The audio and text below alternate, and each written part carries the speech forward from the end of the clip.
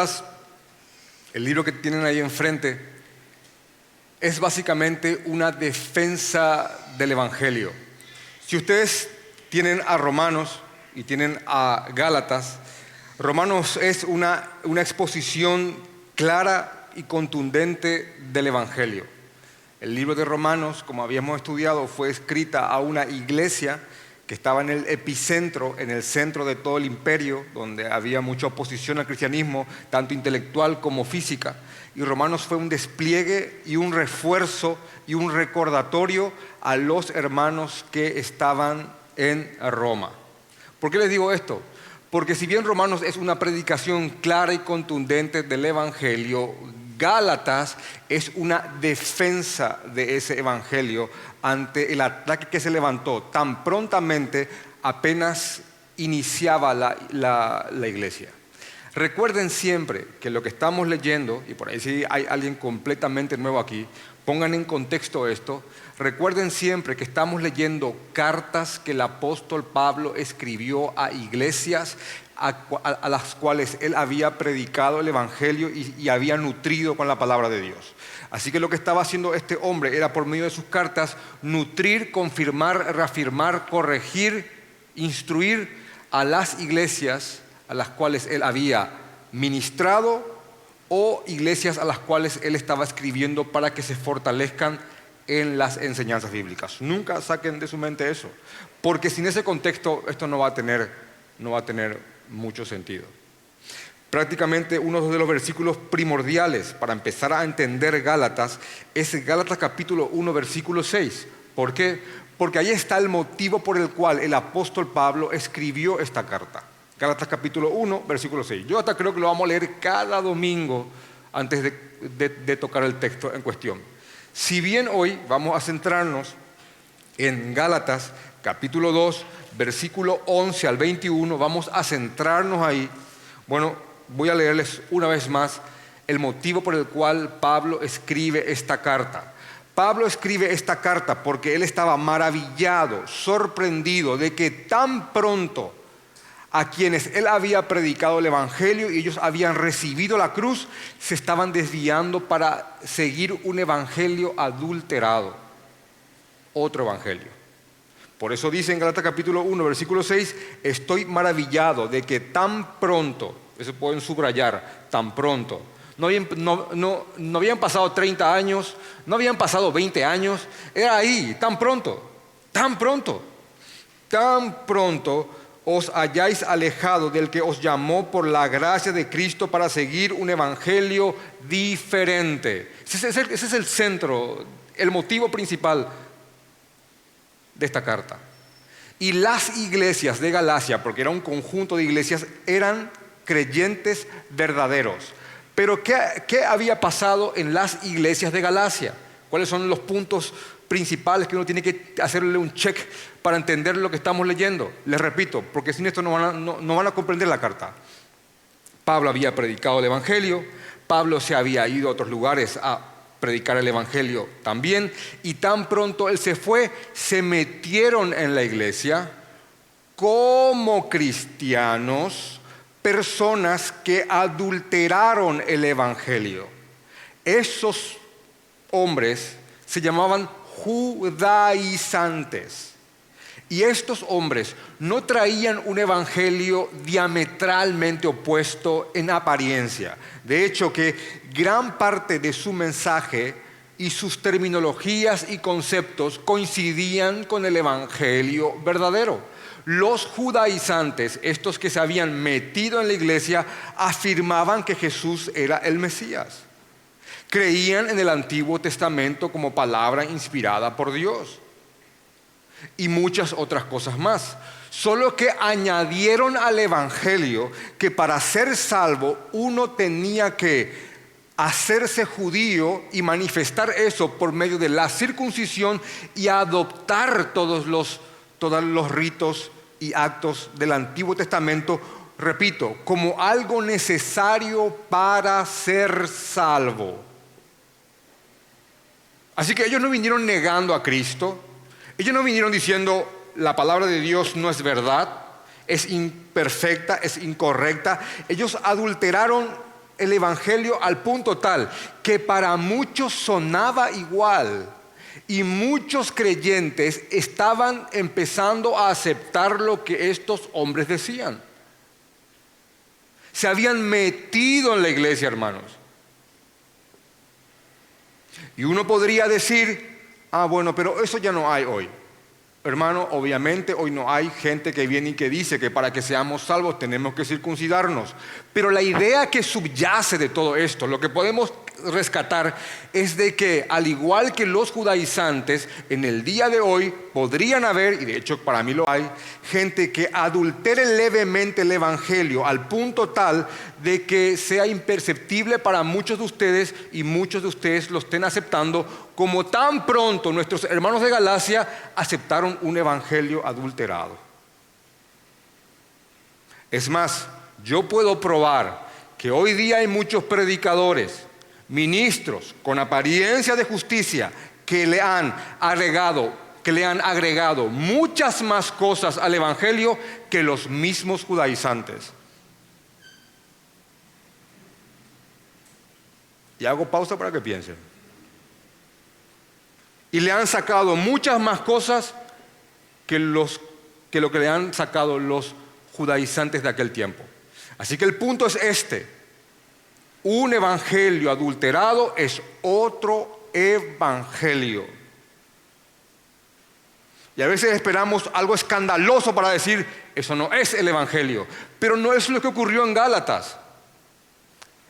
Repito, y tolérenme el gotero, y tolérenme la redundancia y el martillo que pega la piedra. Yo sé que alguien podría decir, ya pasar al punto siguiente. No porque quiero quemar en ustedes la idea de que este evangelio era, hasta le diría sublime, era sigiloso. Estaba forrado de verdades, pero en el fondo había una sutil mentira destructiva.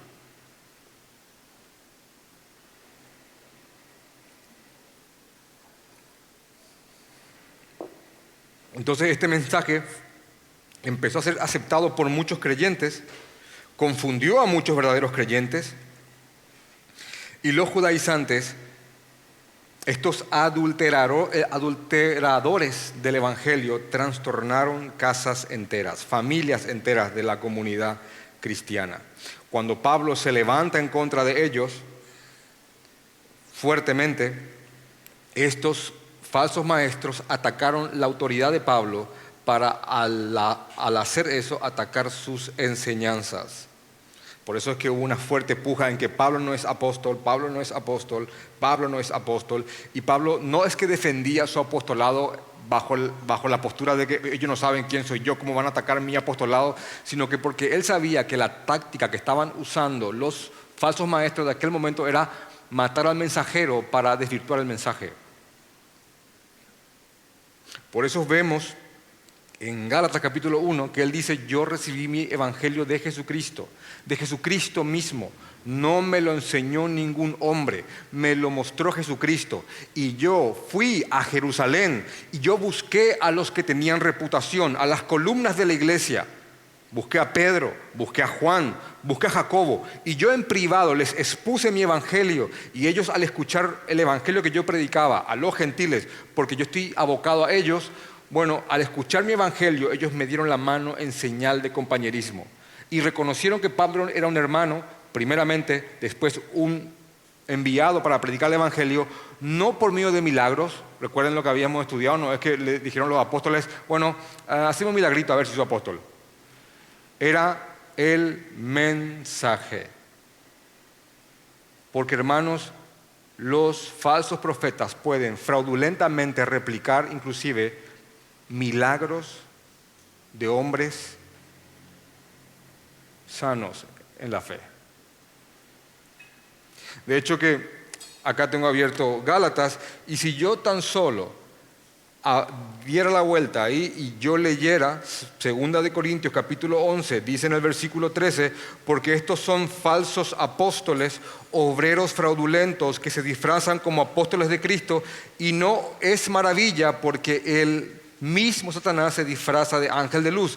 Así que no es extraño que también sus ministros, sus apóstoles, sus pastores, los que ministran, no es de asombrarse, no es extraño que sus ministros se disfracen como ministros de justicia, cuyo fin será conforme a sus obras. ¿Está ahí la vuelta? Y eso es lo que estaba pasando aquí. Ese era el contexto de la situación a las iglesias de Galacia. Y ahora con mucho gusto, habiendo cumplido con los que están aquí ahora mismo, y de verdad no es ninguna molestia explicarles una y otra vez esto para que puedan con nosotros seguir lo que estamos estudiando. Bueno, Gálatas capítulo 2, versículo 11 al 21. Gálatas capítulo 2, versículo 11 al 21 registra el choque, el enfrentamiento entre dos grandes hombres del Señor. Entre el apóstol Pablo y el apóstol Pedro. Ambos tuvieron un fuerte roce, un fuerte choque por lo que estaba ocurriendo en la primera iglesia establecida en una región no judía, Antioquía. Antioquía era una región en la cual Pablo y Bernabé eran pastores. Ellos habían predicado el evangelio en este lugar. Lo que relata el texto es que el apóstol Pedro había ido a Antioquía y dice así: pero cuando Pedro vino a Antioquía, el apóstol Pedro vino a Antioquía, le resistí cara a cara porque era de condenar. ¿Por qué? Pues antes que viniesen algunos de parte de Jacobo, comía con los gentiles, pero después que vinieron se retraía y se apartaba porque tenía miedo de los de la circuncisión. Y en su simulación participaban también los otros judíos, de tal manera que aún Bernabé, el que pastoreaba con él, Bernabé, fue también arrastrado por la hipocresía de ellos. Pero cuando vi que no andaban rectamente conforme a la verdad del Evangelio, dije a Pedro delante de todos: si tú, siendo judío, vives como los gentiles y no como judío, ¿por qué obligas a los gentiles a judaizar? Pablo le dice: nosotros, judíos de nacimiento y no pecadores entre los gentiles, sabiendo que el hombre no es justificado por las obras de la ley, sino por la fe de Jesucristo, nosotros también hemos creído en Jesucristo para ser justificados por la fe de Cristo y no por las obras de la ley, por cuanto por las obras de la ley nadie será justificado. Nadie será justificado. Y si hemos buscado ser justificados en Cristo, también nosotros somos pecadores. Entonces también reconocemos que nosotros somos pecadores. ¿Es por eso Cristo ministro de pecado? En ninguna manera. Porque si las cosas que destruí, las mismas vuelvo a edificar, transgresor me hago, porque yo por la ley soy muerto para la ley a fin de vivir para Dios. 20, un verso sumamente conocido. Miren el contexto del verso. Probablemente muchos no sabían que era en el enfrentamiento de Pablo y Pedro. Con Cristo estoy juntamente crucificado. Y ya no vivo yo, mas vive Cristo en mí. Y lo que ahora vivo en la carne, lo vivo en la fe del Hijo de Dios, el cual me amó y se entregó a sí mismo por mí. No desecho la gracia de Dios. Pues si por la ley fuese la justicia, entonces, por demás, en vano murió Cristo. Yo hasta casi te diría, ni siquiera hace falta que alguien lo interprete. Ahora, el contexto es Vamos de nuevo. Un falso evangelio se estaba introduciendo tan pronto en la iglesia. Y este evangelio estaba tomando como gangrena la iglesia tan joven del Señor Jesucristo. ¿Y saben qué es lo impresionante? Hermanos, no hacía ni 30 años que Jesucristo había ascendido. Es más, los apóstoles en su mayoría estaban ahí presentes. Pablo estaba vivo. Quiere decir que alguien podría ir. Imagínense que hoy esté vivo Pablo y podamos ir a él para que nos aclare aquellas cosas de su carta que no entendíamos. Perdón, Pablo. Sí. ¿Qué quisiste decir en esta parte? Porque no estoy entendiendo muy bien.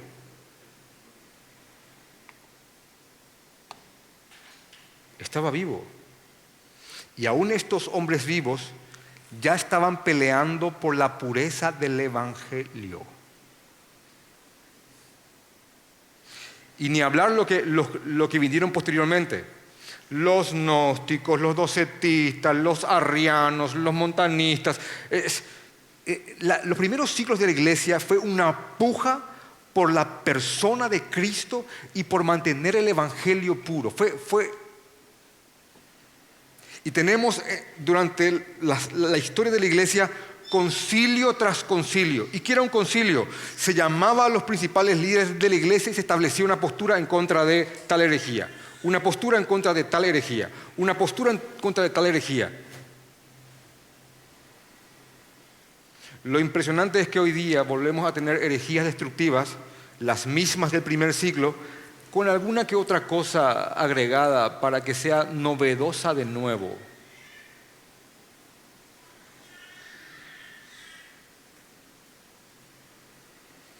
Entonces le sacan una coma, le agregan otra cosa y terminan siendo las mismas blasfemias del inicio de la iglesia.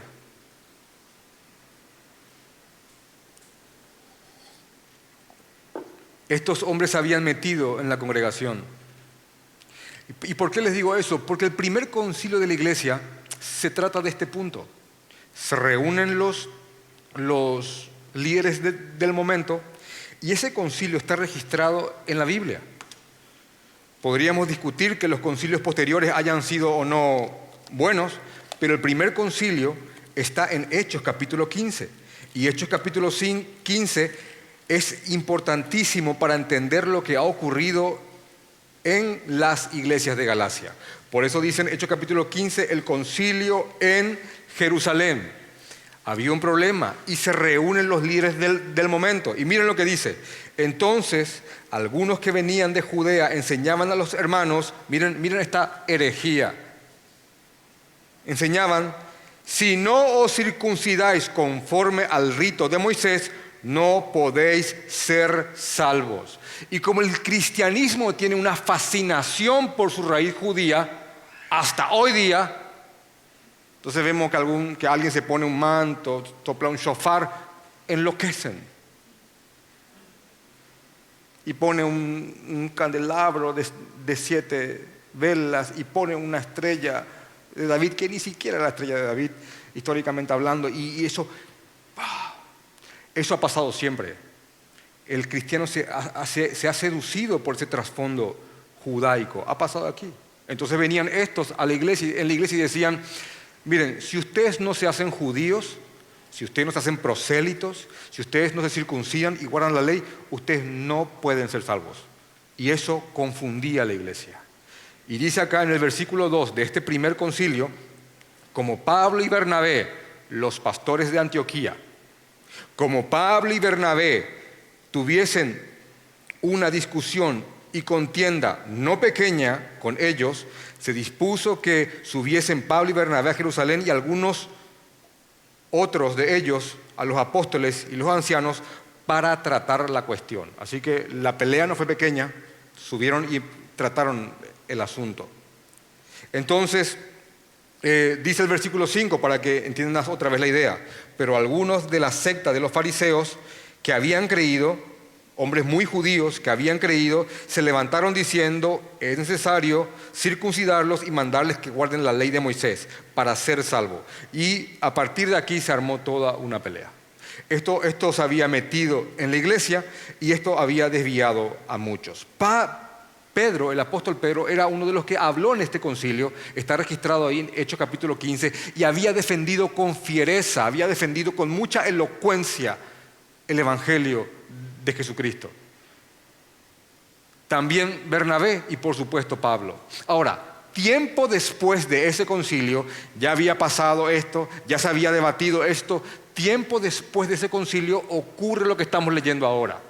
Imagínense, Pedro defendió el evangelio en Jerusalén y atacó a los judaizantes. No hace falta que el no judío se circuncide, con creer es suficiente, porque no hay diferencia, dice él, entre nosotros y ellos, entre ellos y nosotros. No hay diferencia. Si creen en Cristo con todo su corazón, ellos son hermanos y salvos, al igual que nosotros. Y se acabó el asunto. Tiempo después, va a Antioquía. Y en Antioquía él compartía con los gentiles, se le invitaba a algún ágape o coinonía cristiana, donde se compartía la comida con los hermanos, después se procedía a la Santa Cena y Pedro comía con los no judíos, sin circuncidar. Pero tiempo después llegan estos ilustres judíos. ¿Vieron lo que decía ahí? Fariseos que habían creído. Hombres, recuerden que los fariseos eran gente ilustre y llegaban los fariseos que habían creído, eran cristianos. Y Pedro dice que empezó a retraerse de asistir y comer con los gentiles porque tenía miedo de esos fariseos cristianos que veían al gentil no circuncidado como una especie de cristiano incompleto. Pero cuando Pedro vino a Antioquía, le resistí cara a cara porque era de condenar. Pues antes que viniesen algunos de parte de Jacobo, comía con los gentiles. Compartía con los gentiles.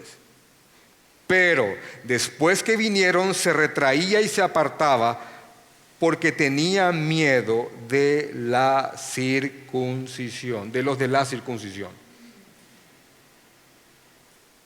¿Vieron eso? Wow. Entonces, acá no hay ni un judío presente, ¿verdad? Yo soy gentil, gentil de gentiles, no circuncidado al 8º día. No hay línea judaica en mi sangre. ¿Vieron aquellos que quieren ser judíos y escriben su apellido y sale allá, y después ya se ponen... Bueno, supongamos que estemos nosotros ahí en Antioquía, una iglesia ya con esa mezcla hermosa de gentiles y judíos, y estaba el apóstol Pedro y le invitabas a Pedro a comer un asado en tu casa y Pedro se iba y comía contigo. Y comía inclusive chancho, el chancho que vos hacías, que él no comería antes, pero ahora come porque él está gozando de la libertad que un gentil tiene en Cristo. Todos esos alimentos de Levítico 11 que estaban prohibidos ya no están prohibidos ahora. Y Pedro comía contigo. Y comía, debatiremos después sobre la morcilla, pero comía contigo cerdo, comía contigo alguna que otra ave, algún gallinazo, porque ahí dice que eso no se comía. Y entonces estaba comiendo contigo eso. De repente pasa el tiempo, llegan estos judíos, de capote y shofar. Y Pedro sabía que estaban presentes en Antioquía estos judíos y Pedro, ¿comemos un asado el martes? ¿Sabes que no puedo? Tengo algo que hacer. Bueno, tranquilo. Pedro, ¿comemos un asado el viernes? No puedo. Y Pedro desapareció. Ahora, aunque él se retraía, y esta palabra retraerse, aunque él se retraía, en un sentido habla de una acción progresiva, fue evidente a todos de que Pedro ya no comía con los gentiles porque tenía miedo de la presencia de los que venían de Jerusalén y eran cristianos. Y de esa manera Pedro manifestaba un desprecio hacia el creyente gentil no circuncidado. Repito, el apóstol Pedro, que había atacado eso en Hechos 15, en el concilio cuando se había condenado esto. Entonces, hermanos, Él se apartaba, se retraía, porque tenía miedo de la crítica de aquellos cristianos, y en su simulación, en su actuar, él provocó que varios que varios se desvíen juntamente con él.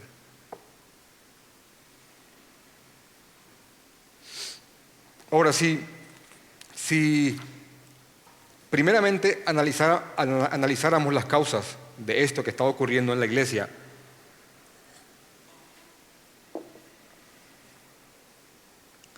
estos judaizantes escuchen esto, se manifestaban como cristianos, eran cristianos. No solamente esto, estos judaizantes también sufrían un cierto tipo de persecución por parte de los otros judíos que no creían en Jesucristo, porque eran cristianos. Solo que eran cristianos que estaban adulterando el evangelio. Eran falsos hermanos. Estos no andaban tranquilos por ahí diciendo somos cristianos pero como judaizamos, no. Estos también sufrían un cierto grado de desprecio y persecución por parte de los demás judíos, te repito, que no creían en Jesucristo. Por tanto, uno podría decir, ¿por qué tenía miedo Pedro a los de la circuncisión o a los judaizantes? ¿Podían estos judaizantes llevar a Pedro ante el Sanedrín y ejecutarlo y matarlo como podían hacer los otros judíos? No, no tenían ese poder, porque eran cristianos. Ahora, ¿de qué tenía miedo el apóstol Pedro? De que estos judíos, en su mayoría fariseos, ilustres de la capital, desprestigien a Pedro y lo hagan quedar en ridículo y lo ataquen. Básicamente, Pedro tenía miedo que los judaizantes hagan con él lo que hicieron con Pablo en Galacia.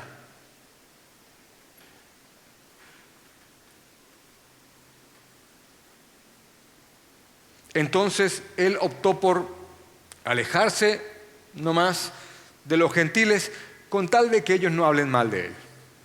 Pero en su actuación, por más que él había condenado esa enseñanza, le estaba dando crédito con su actuar.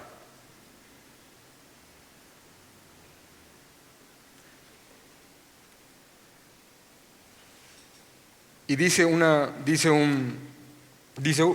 comentarista, el viejo Pedro volvió. Y quiero leerles lo que un hombre escribió porque me parece brillante. El viejo Pedro volvió. Aquel hombre temeroso, débil y fluctuante salió de nuevo a escena.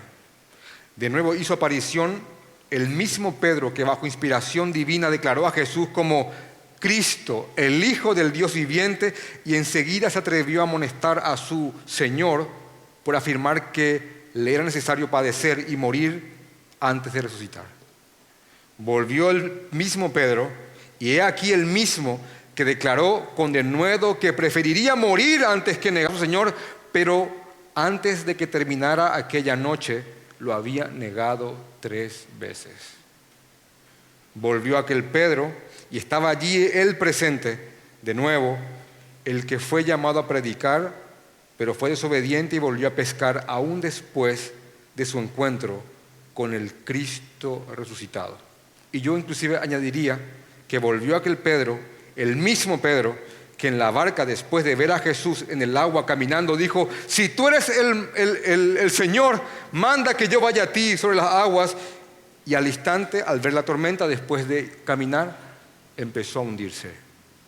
¿Saben que hay una fuerte teoría, para mí totalmente no amparada, de que este no era Pedro, este no pudo haber sido Pedro?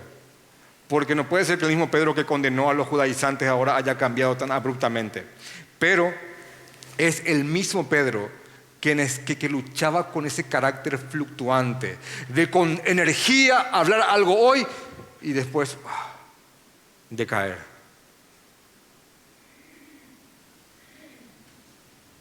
Y yo creo que haríamos muy mal en ponernos desde afuera y decir, Pedro otra vez. No, Pedro es un reflejo de todos nosotros.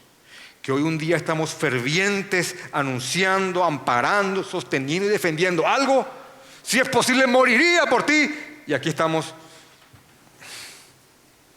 negando a Cristo con nuestras acciones. De hecho, que la doctrina católica romanista trata de negar rotundamente que este Pedro era Pedro, porque el amparo de la figura del Papa es de que es un descendiente de Pedro. Y una de las atribuciones del Papa es la infalibilidad papal. El Papa no se equivoca, significa. Pero aquí está el Pedro, el mismo Pedro, el líder de la iglesia, una de las columnas, siendo influenciado por aquellos que estaban predicando un falso evangelio.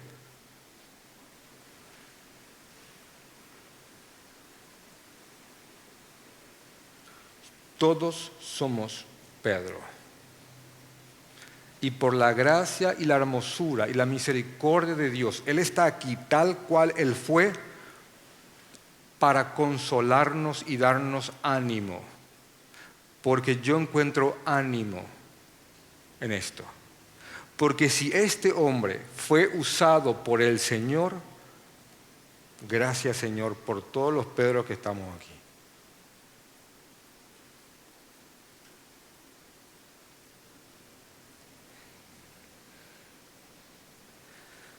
Así que volvió el antiguo Pedro,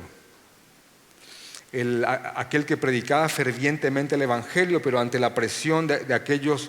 Recuerden que él era un pescador, básicamente de clase social media-baja, y habían entrado gente que era como de clase alta en su sociedad, se habían hecho cristianos, y eso ejercía mucha presión en él. Y siendo lo que era, sucumbió a la presión de ellos. Entonces, miren lo que pasa aquí, porque muchas cosas se pueden sacar de aquí, muchas cosas. Primeramente, hermanos, cualquiera puede caer, cualquiera. No importa el lugar en el que esté, no importa cuánto conocimiento tenga, cualquiera puede caer. Cualquiera.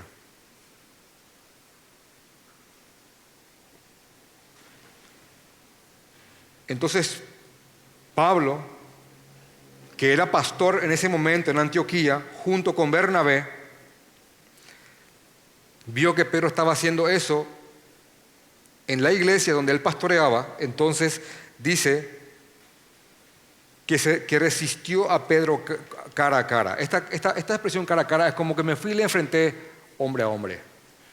Otras versiones lo traducen así. Pedro, vamos a hablar hombre a hombre. Acá, porque esto no puede ser. No solamente eso, dice que enfrentó a Pedro delante de todos.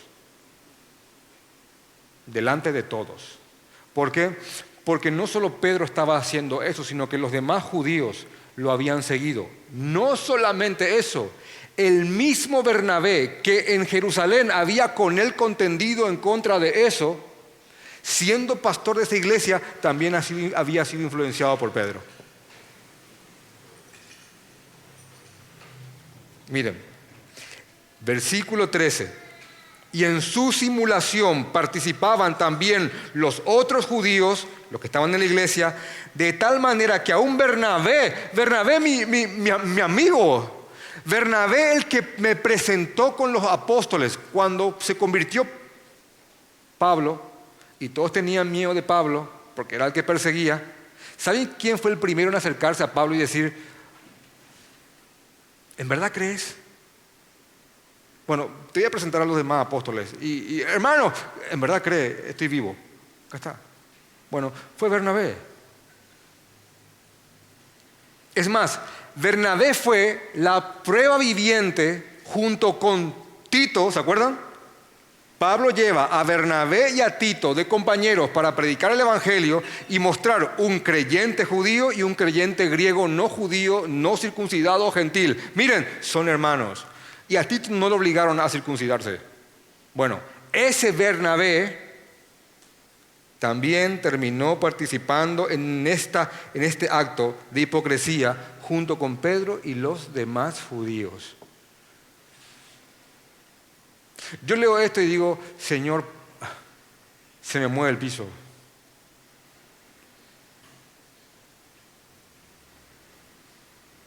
Porque si estos grandes predicadores del Señor pudieron ser arrastrados por esto, Señor, que la gracia de Cristo nos sostenga. Amén. Entonces, pero cuando vi, miren lo que dice Pablo, pero cuando vi que no andaban rectamente conforme a la verdad del Evangelio, dije a Pedro delante de todos, cara a cara, hombre a hombre, porque lo que estaba haciendo era evidente, todos se estaban dando cuenta. Y esa comunión que comenzó en la iglesia, esa coinonía, judíos y gentiles, una iglesia en Cristo. Jesús derribó la pared, había un ágape, una coinonía, un compañerismo. Ya no había diferencia entre judío, ni griego, esclavo, ni libre, estábamos ahí. Bueno, este actuar empezó a fragmentar la iglesia.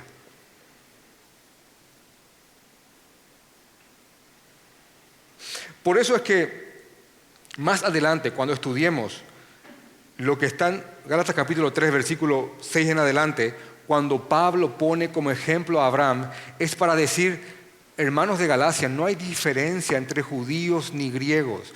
Todos aquellos que creen en Jesucristo, esos son del linaje de Abraham. Es el motivo de esas palabras. No hay una iglesia que pueda fragmentarse, no puede haber segregación. Sinónimo de segregación, discriminación. No puede haber discriminación de ningún tipo en la iglesia. ¿Saben qué? La discriminación en Corinto era por dinero. En Corinto los que tenían más estaban al frente, los que tenían menos estaban atrás. O había privilegio para el que tenía más, o había privilegio para el que tenía menos. Es como cuando de repente vos tenés un predicador y su primer anillo son los más ricos de la iglesia. O cuando tienen grupos y se segmenta de acuerdo. Bueno, vos en este grupo porque sos este, vos en este grupo porque sos lo otro. Bueno, cuando hay algún tipo de discriminación en la iglesia, se fragmenta su diseño. Si bien en Corinto la discriminación / segregación era por dinero y estatus y clase social, en Antioquía era por etnia, era por judío y gentil. Pero antes de que vengan estos a meter ese evangelio diferente, no lo era. Y tarde o temprano, cuando se mete un evangelio adulterado, siempre va a tener consecuencias en la iglesia. Siempre. No es solamente él predica algo distinto a la cruz. Si predica una cruz distinta, por más levemente adulterada que esté, va a terminar enfermando y posiblemente matando a esa iglesia. Y aquí 2 hombres de Dios estaban enfrentándose por eso. Y muchos estaban siendo arrastrados por causa de esta enfermedad. Entonces, cuando este pastor vio que estos no andaban rectamente conforme al Evangelio, y que estaba siendo fracturada la estructura, la esencia de la asamblea de los llamados, entiéndase iglesia, la asamblea de los que Jesús ha llamado, sean gentiles o judíos, él le resistió. Y entonces aquí comienza un argumento en base a esto, un argumento que sustenta el Evangelio. Y Pablo dice a Pedro, si tú, frente a todos, estaba Bernabé, los demás judíos, estaban todos, si tú eres judío, si tú, siendo judío, vives como los gentiles y no como judío, ¿sabes qué significa eso? Pedro, ya estabas comiendo con ellos, ya estabas viviendo con ellos, con la libertad que el gentil tiene en Cristo. Estabas viviendo como ellos. Tenías compañerismo con ellos. Si tú, siendo judío, ahora estás viviendo con la libertad que inclusive ya tenemos ahora junto con ellos, ¿por qué estás enseñando de nuevo a judaizar? Ahora, Pedro en ningún momento se paró y dijo verbalmente, bueno hermanos, tenían razón, tenemos que circuncidarnos y volver a ser judíos. No, pero había una enseñanza en su acto, porque los actos también adoctrinan.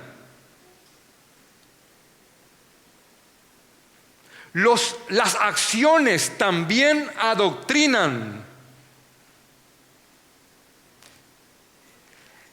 Y Pablo llama esto hipocresía porque él estaba diciendo una cosa y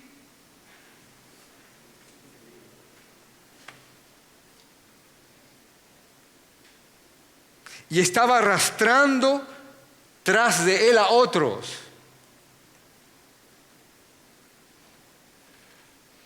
¿Por qué obligas a los gentiles a judaizar? Y esa palabra obligas es, tu influencia es tan grande que tus actos están obligando a otros a seguir esto.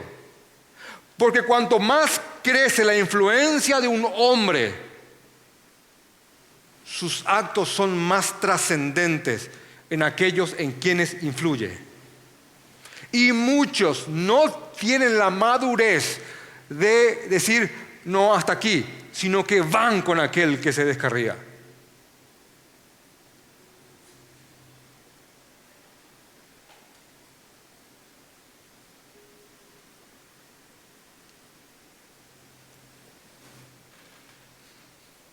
Básicamente es lo hago porque todos lo hacen, lo hago porque todos estos influyentes lo hicieron.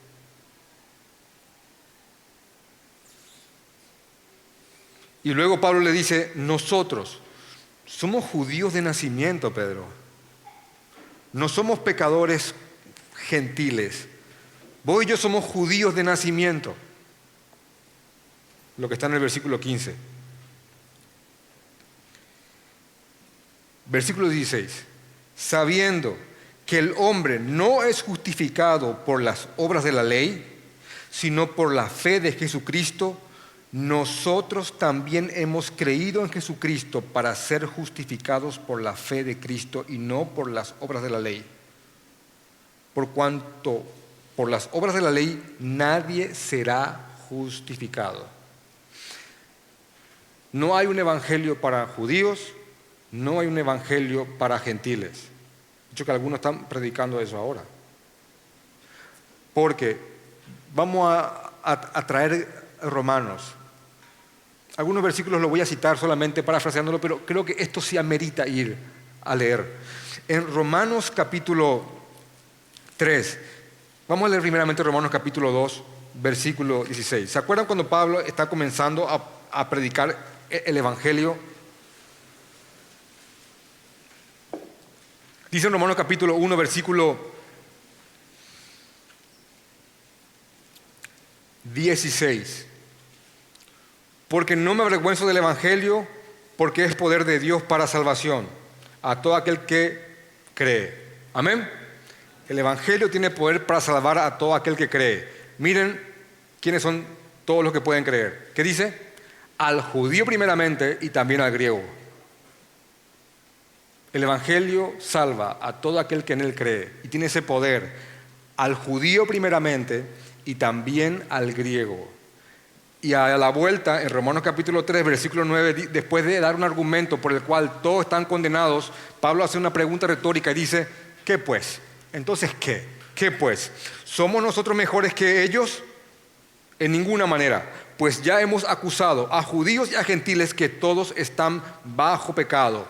Todos están bajo pecado, judíos y gentiles. Y el evangelio es para todos, judíos y gentiles. Judío que no cree en Cristo, judío que no se salva. Gentil que no cree en Cristo, gentil que no se salva. Y inclusive cuando vemos ese versículo tan famoso en Romanos capítulo 3, versículo 22, cuando dice, porque no hay diferencia por cuanto todos pecaron. Ese todos pecaron es todos, judíos y no judíos, todos pecaron y no hay diferencia.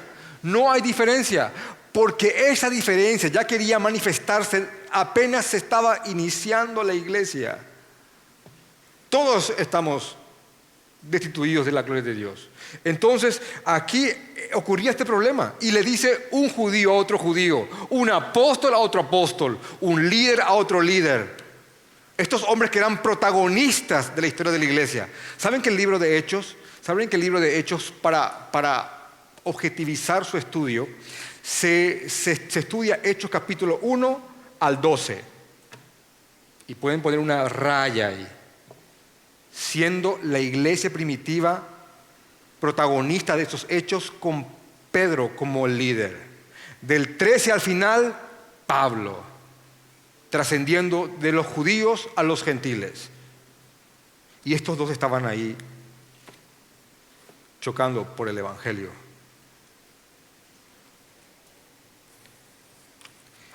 Entonces él les expresa su doctrina diciendo: nosotros sabemos que nadie puede ser justificado delante de Dios por medio de las obras de la ley. Nadie va en su juicio a pararse frente al juez justo, el Dios santo, y a abrir el libro de la ley y decir: bueno, creo que cumplí todo.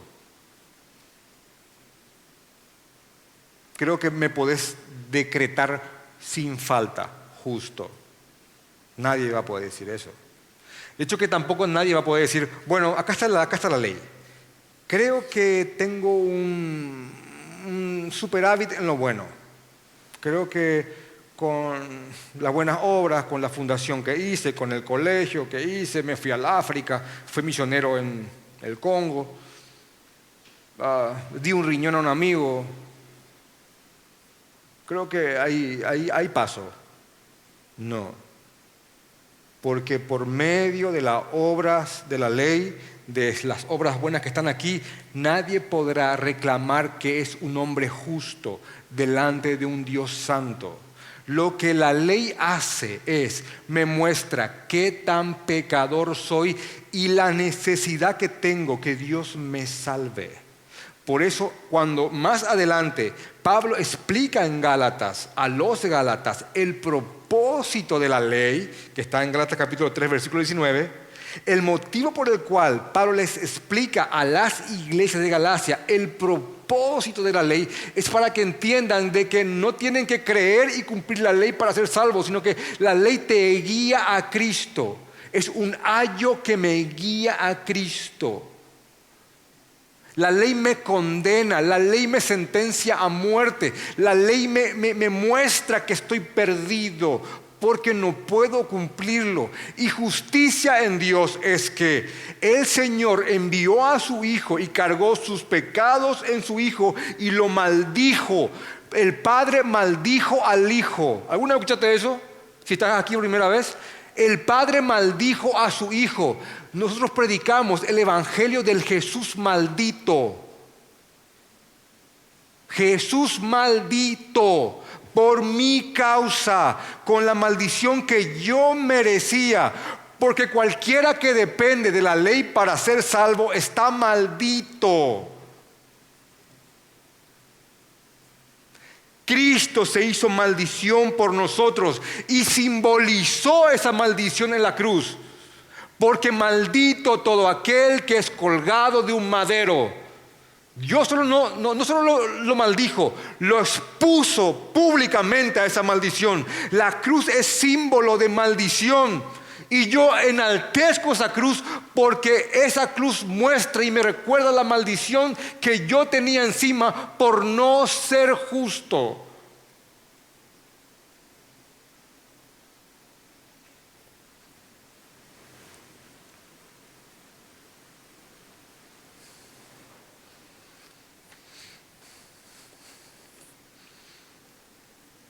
Eso es lo que le está diciendo Pablo aquí a Pedro. Nosotros somos judíos, no somos gentiles, pero también nosotros somos justos porque creímos en Jesucristo. Porque vos sabés, Pedro, que nadie puede ser. Imagínense, acá le está predicando el evangelio, lo hizo en privado, ahora lo está haciendo en público. Pero no para conversión, para que vuelvan sí. Volvé, Pedro, volvé, Pedro. No lo hagas.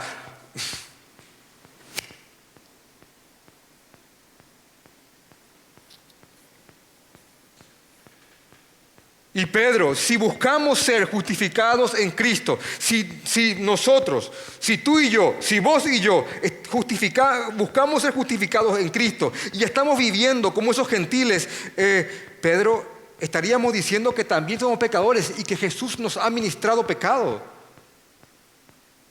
Porque al creer en Jesús estamos viviendo como vivimos, en armonía con estos gentiles. Y Pedro, versículo 18, porque si las cosas que destruí, ese antiguo sistema perverso de salvación, y entiendan esto por favor, los judaizantes y los judíos en el tiempo de Jesús no sostenían la salvación del Antiguo Testamento, sostenían la salvación adulterada del Antiguo Testamento. Porque así como se había adulterado el Antiguo Testamento y se le había hecho creer al hombre que la salvación podía ser por obras, querían meter el mismo gen, la misma mentira de nuevo en el cristianismo. Entiéndanlo, hermanos. Es lo mismo, solamente que con otras variantes, una y otra vez. Una y otra vez. El reino opuesto nos ataca desde adentro, adulterando nuestras verdades y encubriendo mentiras con verdades, al punto tal que uno que no está bien afirmado en el Evangelio dice, pero hay muchas cosas de verdad ahí. Sí, hermano, pero te están envolviendo raticida en un queso. No lo comas. De hecho, que el mismo apóstol Pedro más adelante dice que van a haber falsos profetas que van a encubiertamente introducir a la iglesia herejías destructivas. Eso escribe después Pedro. ¿Qué significa eso? Que van a tomar mentiras y van a envolverla con verdades bíblicas.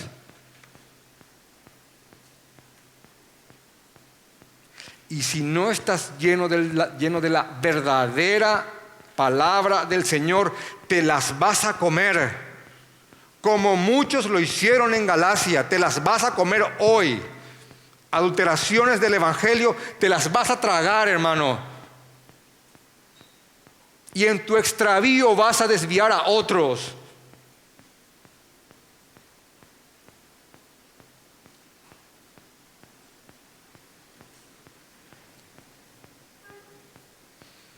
Así que si aquello que destruí, las mismas vuelvo a edificar, transgresor me hago.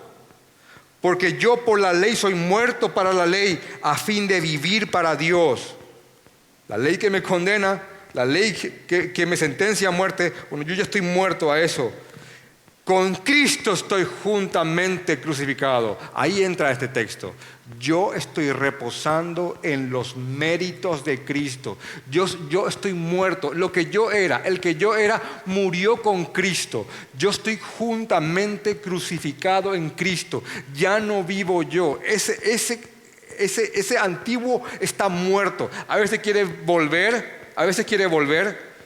lo que era antes. Pero en esencia ese murió en Cristo.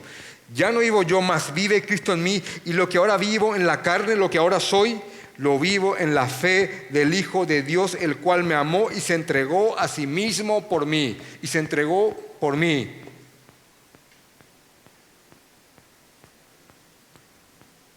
Y miren lo que dice en el 21. Fundamental.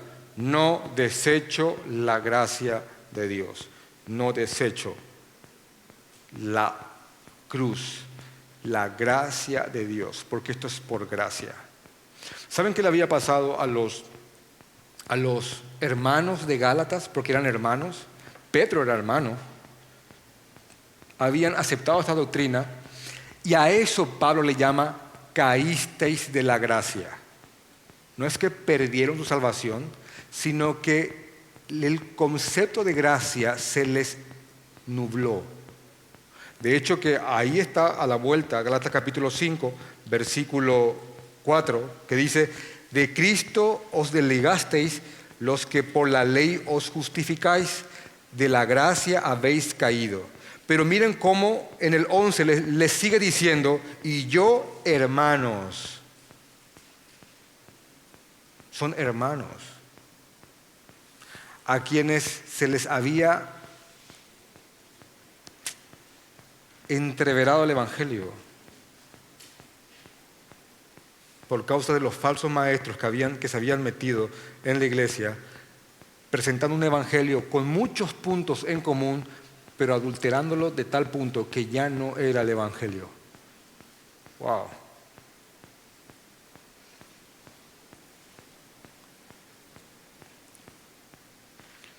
Hermanos,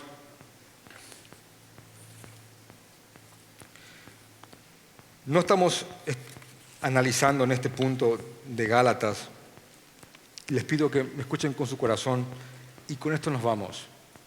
No estamos analizando en estos puntos de Gálatas doctrinas que la iglesia no ha conseguido una uniformidad a lo largo de los años. No estamos hablando del debate del bautismo con los presbiterianos cuando hablamos de esto. No estamos hablando sobre si se tiene que cantar con batería o sin batería, o si tiene que ser himno solamente o algo más moderno. Y hay muchas otras posturas más que ni siquiera quiero abrumarles. Acá no estamos hablando de que si va a haber un milenio al final o no va a haber un milenio. Y muchos otros puntos más que, lastimosamente, acá no vamos a estar de acuerdo, pero ya sabremos quién tiene la razón. Acá estamos hablando de el Evangelio, porque la lucha que sigue teniendo la iglesia en el día de hoy es por el Evangelio del Señor Jesucristo. Ese Evangelio que es supradenominacional. Yo soy reformado, convencido reformado, bautista, adherido a la Confesión de Londres del 1689. Pero este Evangelio está por encima de todo eso. Este es el Evangelio que predicaría mi hermano presbiteriano, mi hermano anglicano, mi hermano metodista, mi hermano congregacionalista y toda otra denominación histórica y sana que se ha formado por producto de la correcta predicación de la cruz. Pero hoy el Evangelio está siendo igualmente adulterado y falsos maestros que han sostenido herejías destructivas están siendo honrados como siervos de Dios. Y en su extravío han llevado a muchos, inclusive buenos líderes de Cristo. En nuestra comunidad evangélica en Paraguay, la falta de evangelio es evidente.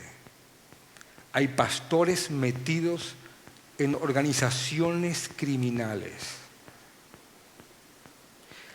Hay denuncia de abusos sexuales en contra de pastores que no hay ya número. Y hombres están enriqueciéndose por causa de la fe.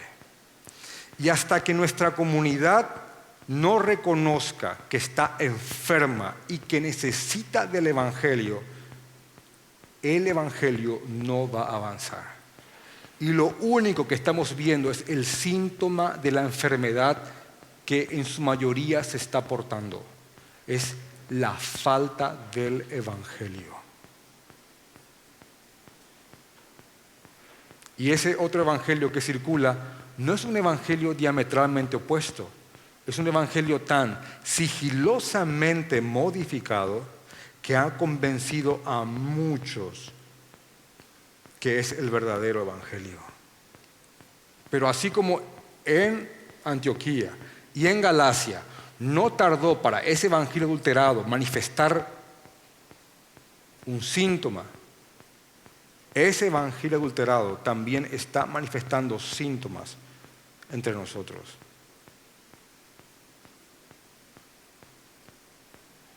Así que si se ama a Cristo, yo creo que es el momento de marcar líneas claras, no denominacionales, sino que con aquel mensaje que divide entre hermanos y no hermanos, mucho más allá de cualquier denominación. Esto es el Evangelio y esto no lo es. Si no comprendemos eso, ya vendrá la generación que lo comprenderá, porque es promesa de Dios, y esa generación hará que el reino avance. Vamos a orar.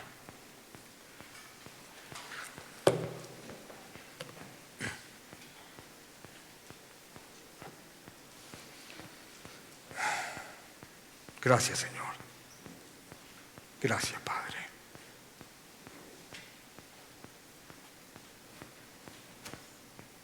Padre, esto se trata de tu evangelio, Señor, de la cruz de Cristo. Ayúdanos, Padre, a ser fieles. Ayúdanos, Padre, a no sucumbir. Muchas cosas podemos sacar de este hecho. Ayúdanos, Señor. Ayúdanos, Señor. Hay ánimo y consuelo en estas penetrantes palabras, Padre. Ayúdanos, Señor, a mantenernos fieles, pase lo que pase. Padre, fortalece a cada remanente tuyo, en cada denominación, Señor, sana. Fortalece a cada remanente, Señor, que se aferren y prediquen tu cruz, cueste lo que cueste, que lleven tu oprobio, Cristo, donde sea, porque este mensaje es aborrecible para el que está muerto. Ayúdanos, Señor, ayúdanos. En tu santo nombre. Amén.